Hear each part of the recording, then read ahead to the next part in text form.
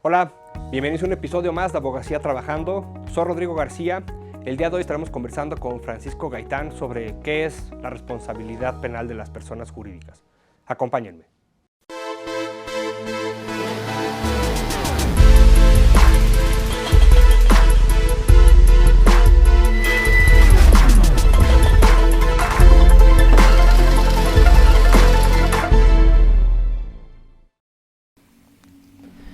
Francisco Gaitán es abogado penalista y maestro en Derecho Procesal Penal.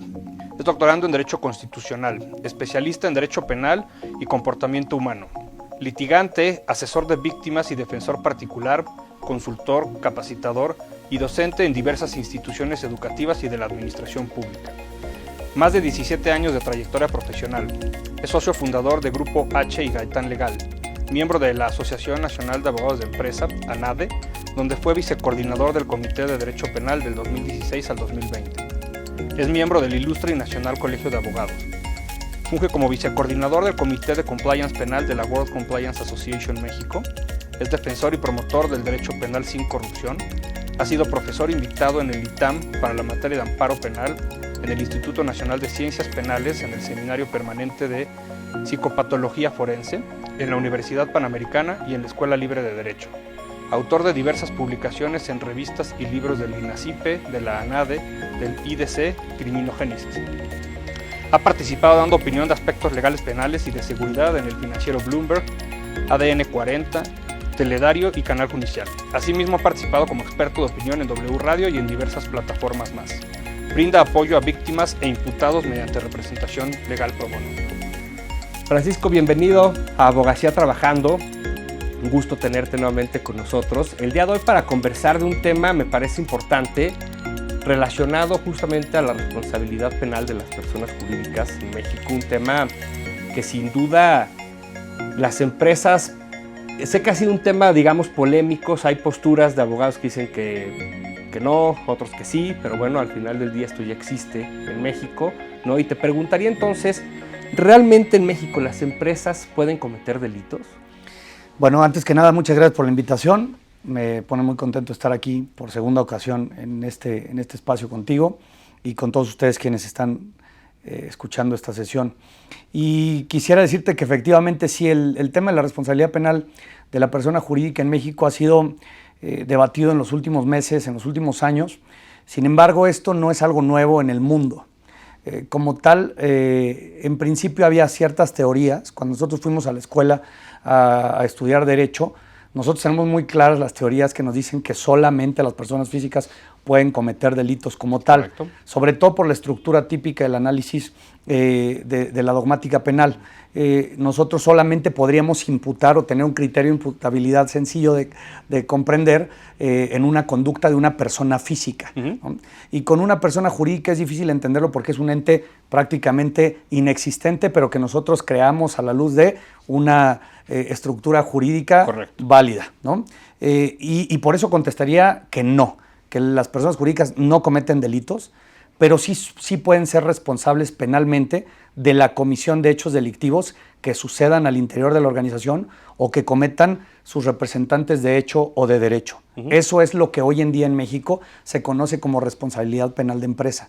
Reitero, que la empresa pueda ser responsable penalmente, claro, es decir, que tenga una sanción penal que no es la misma que puede tener una persona física. Eso totalmente, es importantísimo saberlo, porque naturalmente no le puedes dar 10 años de cárcel a una empresa, como tal, iba a decir una marca ahí muy conocida, pero no le puedes dar 10 años de cárcel a una empresa, pero sí puedes imponerle una sanción que es de carácter penal. Por ejemplo, ¿no? La peor sanción que está prevista en contra de una empresa es la liquidación de la misma, la desaparición de la misma.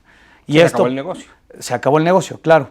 Y hace mucho sentido en ciertos casos. O sea, es importante entender que la responsabilidad penal de empresa habría que dividirla en dos partes.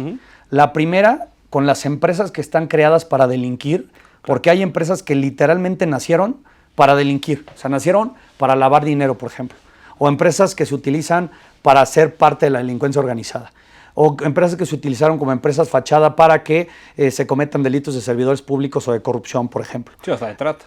claro, esas empresas pues no tendrían que existir. Claro. Entonces, hace mucho sentido esa sanción que el mundo de la abogacía le ha llamado como la pena de muerte a la empresa, ¿no? Entonces, ahora bien, si nos vamos a las otras empresas, Claro. que son las empresas que no se crean para delinquir, pero que posiblemente en el seno de su organización se cometa un hecho delictivo y que tenga beneficios en la propia empresa, ¿no? Probablemente ahí tendríamos que entrar en un segundo nivel de análisis. ¿Por qué? Si la empresa o el consejo directivo o los socios accionistas o los propios representantes saben que se está cometiendo el hecho delictivo y eso les beneficia, es decir, por ejemplo, vamos a poner un ejemplo, una empresa que se encarga de brindar servicios de telefonía móvil y sabe que para brindarlos o para que no te falle el celular aquí en Reforma, tienes que dependes de ciertas antenas que repiten la señal de la telefónica más grande de México, ¿no? Para poner una antena en el techo de algún lugar necesitas un permiso administrativo. Claro. Entonces, esta empresa lo que hace es revisar en dónde hay antenas, dónde hay lugares, dónde puedo ponerla, y entonces dices, este es el mejor lugar para poner una antena. Pero no hay administrativamente una viabilidad para ponerla. Entonces nace la posibilidad de que haya corrupción entre la empresa y el Estado. ¿Por qué? Porque podemos darle una mordida, que nos saltamos las reglas y ponemos la antena en ese sentido.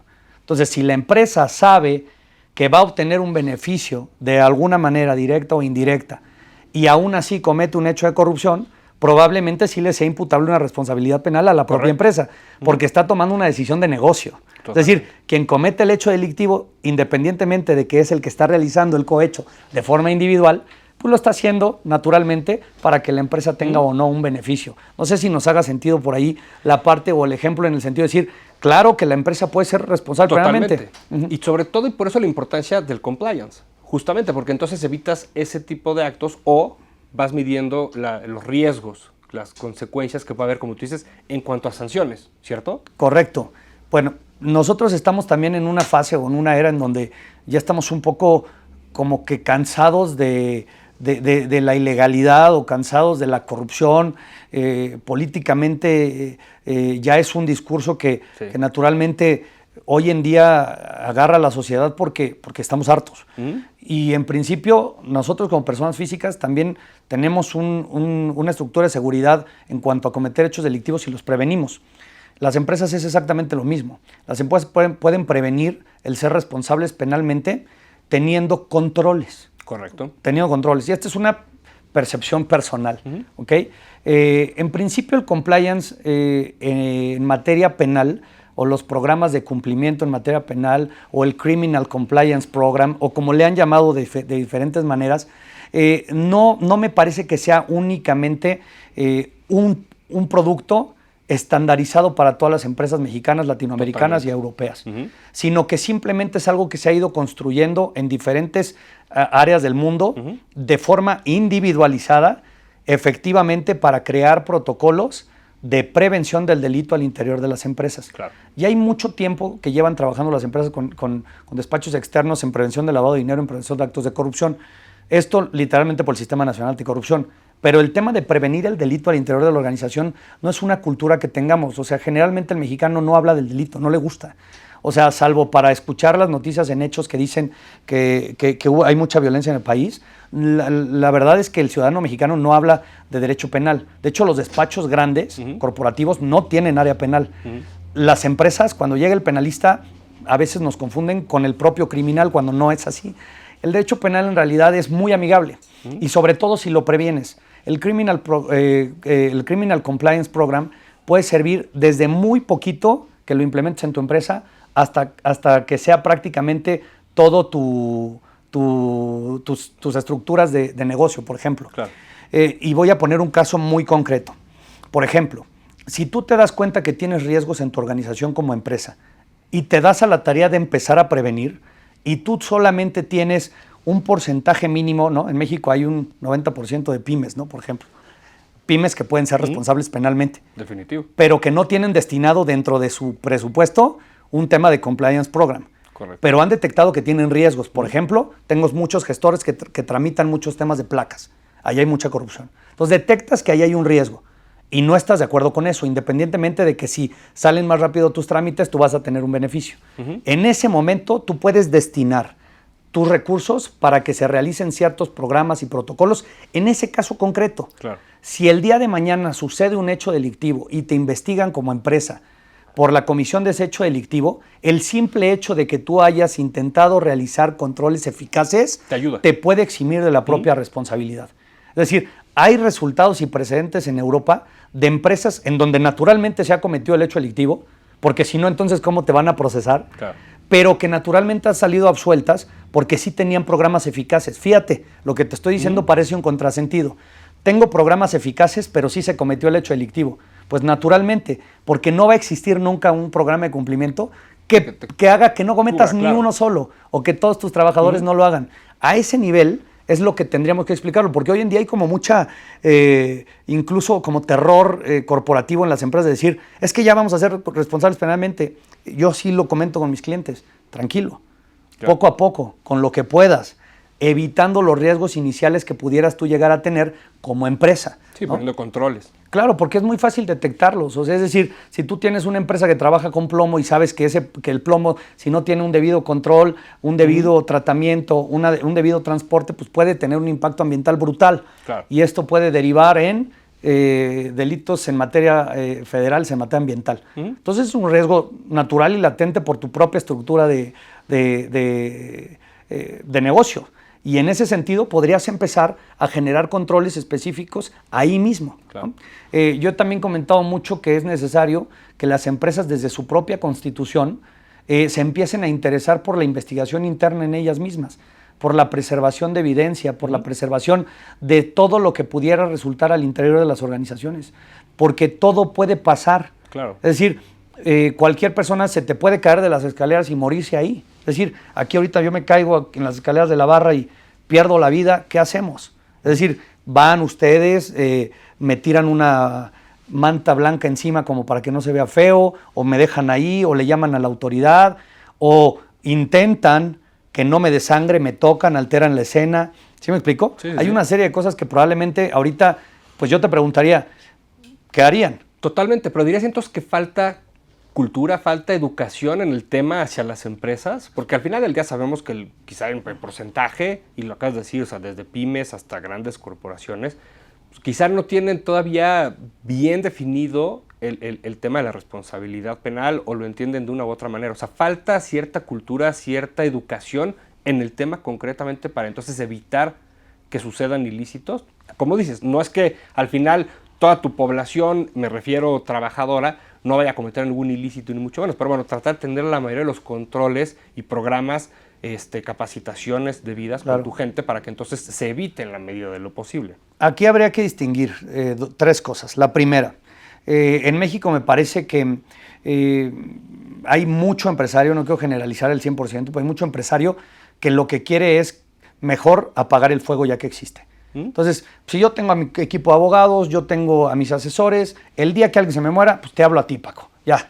O sea, no me interesan los programas, no me interesa que la gente sepa qué hacer, no me interesa prevenirlo, el día que pase, lo arreglamos. Pues porque así ha venido funcionando no sé cuántos años, ¿estamos? Ese es el primer tema.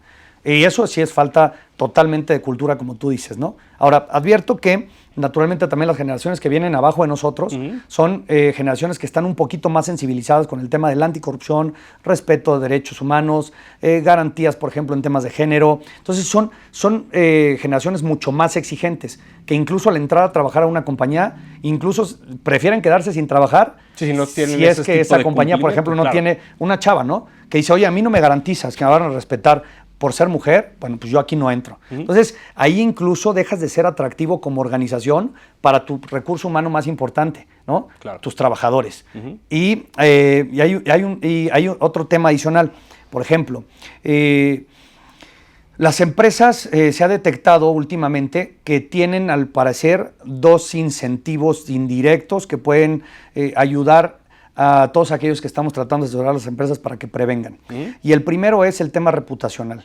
Generalmente una empresa que delinque, una empresa que tiene que ver con la delincuencia, de manera indirecta, aunque no se le haya comprobado nada, pierde mucho valor y valuación desde el momento en el que se le señala como una empresa que posiblemente es una empresa corrupta o que posiblemente es una empresa que no hace las cosas bien, que no respeta las buenas prácticas, que no es una empresa socialmente responsable, que no tiene protocolos de prevención de impacto ambiental, que maltrata a los animales. O sea, te digo algunas más y tenemos aquí a y ese gente daño afuera. reputacional difícilmente lo recuperas. Correcto. Imposible. O sea, por más que tú avientas mucho trabajo de medios, ¿no? Porque muchos abogados era lo que hacíamos. O sea, también dentro de nuestros despachos tenemos la posibilidad de tener manejo de medios, por ejemplo, ¿no? Digamos que no alterarlos, pero al menos sí manejarlos. Hoy en día eso ya quedó fuera, ¿no?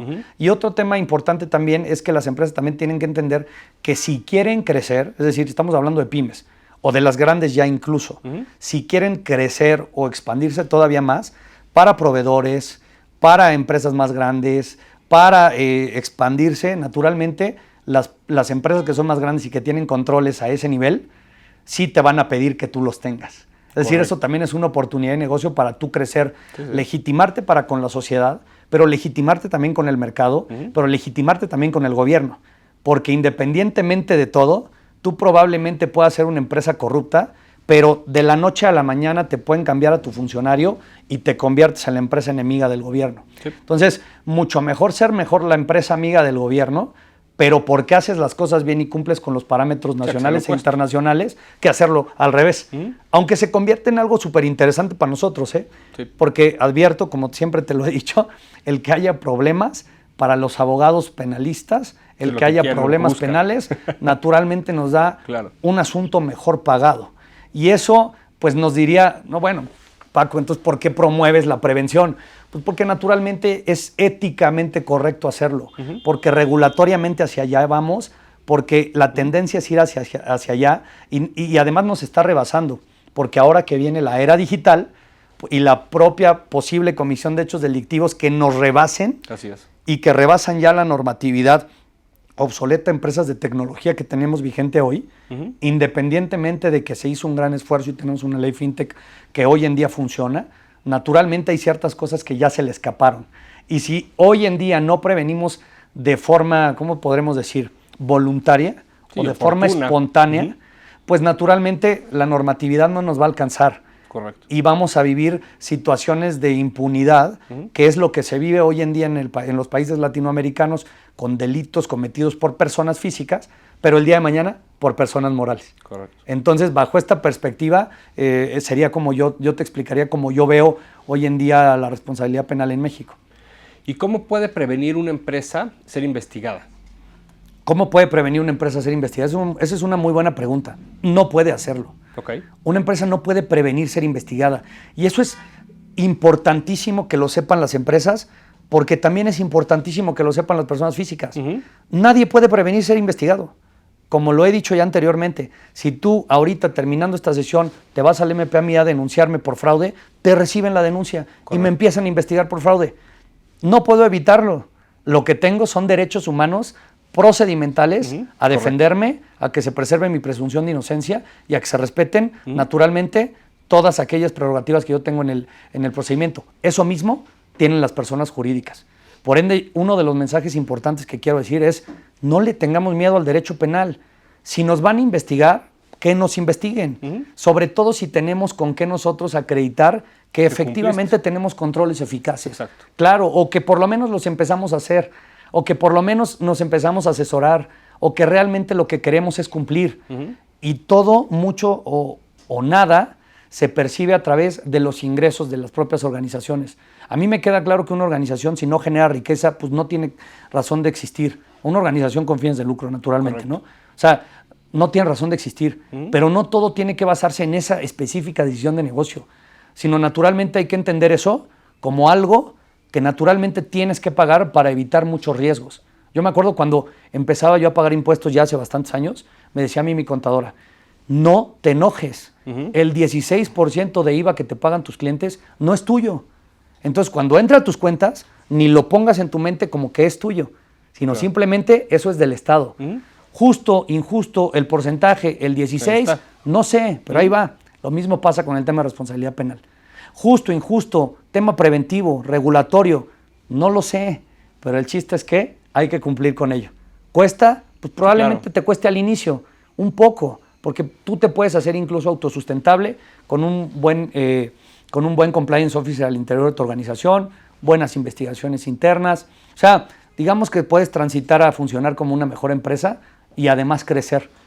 Y digamos, ya estando en una investigación, ¿cómo puede, cómo debe defenderse una empresa? Es decir, acreditando, como bien comentabas, que tengo los controles, que hago entrenamientos, capacitación hacia mi personal y demás. Eso ya de entrada me da una herramienta para poder defenderme, digamos, en la investigación. Bueno, a mí me gustaría que transitáramos hacia allá. Hoy en día la normatividad penal vigente lo que le da a las empresas es una atenuante. Y un atenuante quiere decir que las responsabilidades se disminuyen. Es decir, que si la empresa es declarada responsable por la comisión de un hecho delictivo, pero comprueba que tenía debido control organizacional, exacto, hay una atenuante en su responsabilidad. Cosa que si ahorita le preguntamos a cualquier empresa, oye, ¿estás contenta con esa atenuante? Es decir, tú le invertirías a tu programa de cumplimiento para que el día de mañana que te vayan a sancionar menos, pero no te eximan, y la empresa seguramente te dirá que no. ¿Por qué? Pues porque hoy en día el Estado, pues lo que te ofrece es un atenuante que me parece que no es nada atractiva para el empresario. Y lo que tendría que ser es que probablemente se transite a tener una excluyente responsabilidad. Para que naturalmente, si tú lo puedes llegar a comprobar, pues ya no tengas responsabilidad penal, no pequeña, sino simplemente no tengas responsabilidad penal y la empresa no tenga antecedentes penales, claro, así le queremos llamar, ¿no? Pero bueno, esto nos manda al otro punto. El procedimiento penal, que es el mismo que le aplica a las personas jurídicas, le aplica también a las personas físicas. Y hay muchos medios alternos de solución de las mismas, que incluso convienen mucho más que las atenuantes procesales, claro, digamos que falsas, expectativas que ofrece el Estado a una empresa, porque hay mucha defensa a la persona jurídica a través de medios alternos de solución de conflictos o a través de una defensa de fondo. Es decir, el criterio de no atribuibilidad, ¿no? O que no se compruebe el hecho de conexión entre el hecho y el propio resultado, entre el delito que naturalmente se está investigando en lo individual a la persona física y posteriormente a la persona jurídica. Esto naturalmente conllevaría un proceso mucho más largo, mucho más costoso y que hoy en día no ha existido. Claro. O sea, hoy en día sí hay defensas que ya se están estableciendo. En el despacho traemos varias, hay varios colegas también de aquí a la barra, muchos que están llevando defensas en el Ministerio Público de personas jurídicas y que incluso ni siquiera se van a juicio, que obtienen una resolución ministerial de no ejercicio de la acción penal y que además se contienen bien. Las investigaciones esencialmente tienen que ser secretas y privadas, o sea, no tendrían por qué salir a la luz de los periódicos el por qué se está investigando una empresa o no. Entonces, bajo esta perspectiva, pues también naturalmente las autoridades tendrían que guardar la secrecía necesaria y permitir que las empresas se defiendan como se tengan que defender, ¿no? Sí, y que además legal aprendan. Porque también incluso la doctrina de la responsabilidad penal de persona jurídica y la doctrina de la prevención te dicen, oye, y si ya pasó, pues ni modo, ahora corrige para que no vuelva a pasar. Es decir, si tú ya sabes que eres una empresa en donde dentro de tus centros de trabajo tienes mucha violación a perspectiva de género, mucha violación por ejemplo, a temas de acoso sexuales, que no solamente han sido 2, 3, sino han sido 5, 7, 10, algo está fallando en tu estructura organizacional. Y no porque ya haya pasado, te desincentiva esa empresa para ya no generar temas preventivos, sino al contrario. Como ya identificaste que eso está sucediendo, incluso lo tienes más fácil. Y el día de mañana la métrica para comprobar que tus programas de cumplimiento son eficaces incluso son más fáciles, porque tú ya identificaste de una manera mucho más tangible lo que está pasando. Y también sugeriría, o naturalmente creería, que la abogacía tendría que ir presionando para que las estructuras o el andamiaje jurídico en materia, por ejemplo, laboral penal, no estoy hablando de otras, pero laboral penal, fuera acorde a la responsabilidad penal, por ejemplo. Porque no puedes establecer protocolos como penalista de una investigación interna cuando si se detectó un delito, por ejemplo, la normatividad laboral te prevé solamente 30 días para poder rescindir a tu trabajador sin responsabilidad del patrón, entonces no tienes tiempo para poder hacer una investigación efectiva, científica, ¿sabes? Tampoco tiene tiempo el Ministerio Público, los asuntos no duran 30 días. O sea, sinceramente hay una dispraxia normativa que no permite que todo esto que estamos platicando de entrada sea una verdad general. No fluya de esa manera. No fluye, correcto. Fran, nos están quedando 5 minutos. Quería hacerte una pregunta, ya hablabas de las sanciones, que la mayor sería, por supuesto, el cierre de operaciones quizá de la compañía, de la empresa. ¿Qué otras sanciones hay? Y quizá si en estos últimos minutos, a modo de ejemplo, por ejemplo, en caso de un representante legal, o sea, ¿cuál es el caso más típico en que un representante legal, ya sea interno o externo, pudiera generar algún delito para la compañía? Ok, lo tomaré o lo responderé muy rápido por el tiempo que nos queda. Yo me preocuparía no solamente por las sanciones, sino por las medidas cautelares, providencias precautorias que también pudieran existir en el procedimiento. Es decir, el procedimiento penal prevé que puedan existir medidas cautelares o providencias precautorias que puedan dañar directamente o frenar directamente las operaciones o congelar directamente las cuentas de las empresas mientras está siendo investigada, ya sea para asegurar al procedimiento o para asegurar la presencia de alguien en el procedimiento o para asegurar en su momento, si es que se justifica, la posible reparación del daño. Es decir, tú podrías tener una sanción que como persona jurídica te mata, porque si tú tienes cuentas congeladas, tu operación se para. Si es que se justifica que lo necesitan para poder prevenir que ese dinero se dilapide antes de que pueda garantizar la reparación del daño. O sea, fíjate cómo este tipo de circunstancias pueden estar antes incluso de tener una sanción. Una sanción, claro. ¿No? Que probablemente pueda ser... impacta. Claro, que te impacta naturalmente mientras estás en el proceso. Pero bueno, mira, esto tendrá que comprobarse caso a caso, probarse pericialmente o no. Es decir, si yo continúo funcionando, la empresa tendrá que debatir en contra de la medida que se le quiere imponer probatoriamente que su propia operación no pone en peligro la reparación del daño. Es decir, a lo mejor dictámenes en materia actuarial o en materia de finanzas que establezcan que traes una estructura segura que no va a hacer que pierdas las cuentas que hoy en día tienes como activo o a tus propios activos de aquí a que termine el procedimiento. Es decir, ahí hay mucho para qué platicar, ¿no? Naturalmente sanciones económicas que pues el día de mañana igualmente te pueden de una u otra manera frenar definitivamente, ¿no? Y respecto, valdría la pena hablar de puras sanciones, ¿no? Sí. Y respecto, me preguntabas de un caso concreto de los... práctico, rápido en cuanto al representante legal, insisto. Es que la ley dice que puede ser un representante de hecho o de derecho que comete el hecho delictivo, y esos son todos los que actúen en nombre y representación de la empresa. Claro. Así de sencillo. Si en nombre y representación de la empresa, con los medios que ésta te proporcione, ¿no? Tú generas un beneficio a la luz de este hecho delictivo que estás cometiendo, pues naturalmente ahí encuentras una conexión clara para poder ser, digamos que al menos investigado, ¿no? Ya después veremos si la empresa había implementado controles útiles o no. Pero hay empleados que por otorgar esto también puede existir, o sea, no podemos decir que no, pero un empleado que por otorgar el contrato y que le suban el puesto hace los chanchullos que tenga que hacer sin que la empresa lo conozca, pues naturalmente estamos hablando de que la empresa podría tener por ahí una defensa, ¿no? Porque pues tampoco es imputable a la empresa como tal, de forma directa, lo que un representante de derecho cometa por un actuar solo, ¿no? Totalmente. Pero ahí es importantísimo el tema del cumplimiento, porque si no tenías controles eficaces va a ser muy difícil defenderte. Totalmente de acuerdo. Perfecto, Fran, pues muchísimas gracias nuevamente, darte las gracias por haber estado en este espacio con nosotros para hablar de este tema de la responsabilidad penal de las personas jurídicas. Y pues nuevamente la puerta está abierta cuando quieras. No, pues muchas gracias, esperemos que al foro le guste, traté de ser lo más coloquial posible precisamente para que desde otras materias podamos tener a lo mejor conceptos que no son tan exactos, pero que al menos sí te dan un panorama general de lo que en México está pasando. Correcto. Y cualquier duda que se tenga y cualquier tema en el que yo pueda participar, con mucho gusto regresar con ustedes. Bienvenido siempre, Fran. Muchas gracias a ustedes.